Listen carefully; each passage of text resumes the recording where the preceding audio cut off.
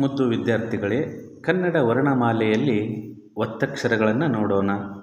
ಕನ್ನಡ ವರ್ಣಮಾಲೆಯಲ್ಲಿ 3 ವಿಧದ ಒತ್ತಕ್ಷರಗಳನ್ನು ನಾವು ನೋಡಬಹುದು.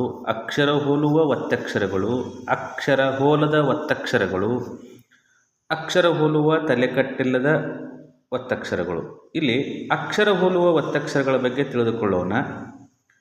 ಅಜ್ಜ, ಅಜ್ಜಿ, ಅಣ್ಣ, ಡಬ್ಬ, ಹಬ್ಬ, ಮಜ್ಜನ, ಕಜ್ಜಾಯ, ಹೆಜ್ಜಾಲ, ಸಜ್ಜಿಗೆ, ಮಜ್ಜಿಗೆ, ಹೆಜ್ಜೇನು, ಚಿನ್ನರು, ಹೆಣ್ಣಿನ, ಕಣ್ಣಿನ, ಮಣ್ಣಿನ, ಹೆಬ್ಬಾವು, ದಬ್ಬಾಳಿಕೆ, ಹೆಬ್ಬೆಟ್ಟು, ಹುಣ್ಣಿಮೆ, ಕಣ್ಣೀರು, ಸುಬ್ಬಿ, ಡಬ್ಬಿ, ಗುಬ್ಬಿ, ಕಬ್ಬು, ಹುಬ್ಬು ಇವೆಲ್ಲವೂ ಅಕ್ಷರ ಹೋಲುವ ಒತ್ತಕ್ಷರ ಶಬ್ದಗಳು.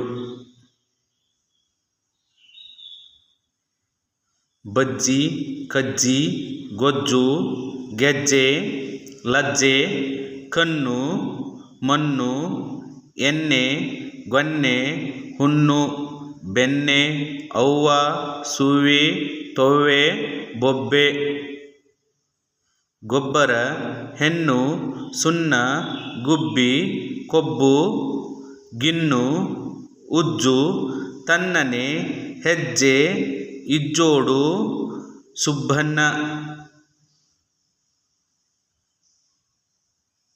ಈ ಒಂದು ವಿಡಿಯೋವನ್ನು ನೋಡಿದ್ದಕ್ಕಾಗಿ ತಮಗೆಲ್ಲರಿಗೂ ಧನ್ಯವಾದಗಳು. ಪ್ರಾಥಮಿಕ ಶಾಲಾ ಮಕ್ಕಳಿಗೆ ಅತಿ ಉಪಯುಕ್ತವಾಗಿದೆ.